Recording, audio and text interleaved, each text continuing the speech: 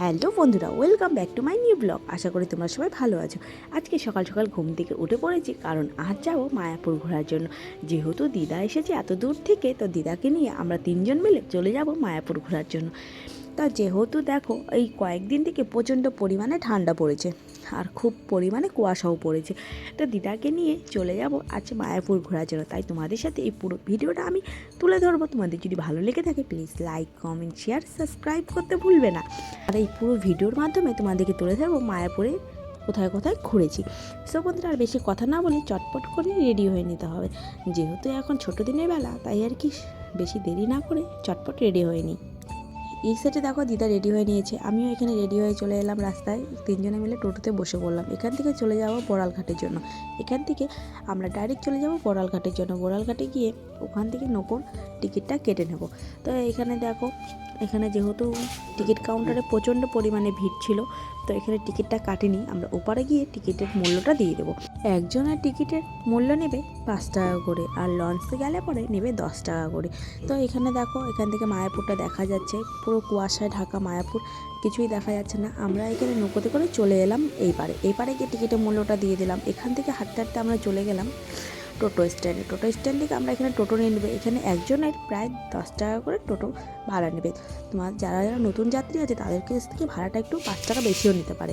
এখান থেকে তোমরা চাইলে বাসও যেতে পারো, একদম তোমাদেরকে মেন গেটের সামনে নামিয়ে দেবে। তোমরা যদি চাও 1 নম্বর, 2 নম্বর, 3 নম্বর গেটে তোমাদেরকে নামিয়ে দেবে। তো যেহেতু আমরা 2 নম্বর গেটে নামতে চেয়েছিলাম, 2 নম্বর গেট বন্ধ ছিল, তাই 4 নম্বর গেটে নেমেছি। তো আমার মায়াপুরে দেখতে এতটা সুন্দর লাগছিলো, এতটা লোকজন হয়েছে চারোদিকে, খুব ভালো লাগছিলো। তো এখানে মায়াপুরে এসে আমি এখানে প্রথমে টিকিটটা কেটে নিলাম। টিকিটটা মানে এখানে প্রসাদের জন্য টিকিট কুপন কেটে নিলাম। এখানে কুপনে তোমরা চাইলে সকাল 12টার আগে এসে টোকনটা কেটে নিতে হবে, নাহলে তোমরা প্রসাদ পাবে না। তো বন্ধুরা, এই ভিডিওর মাধ্যমে তোমাদেরকে সব কিছু তুলে ধরবো। আমরা কোথায় কোথায় গিয়েছি, কী কী ঠাকুর দেখেছি, সব কিছু তুলে ধরছি তোমাদের। আশা করি ভিডিওটা খুব ভালো লাগবে।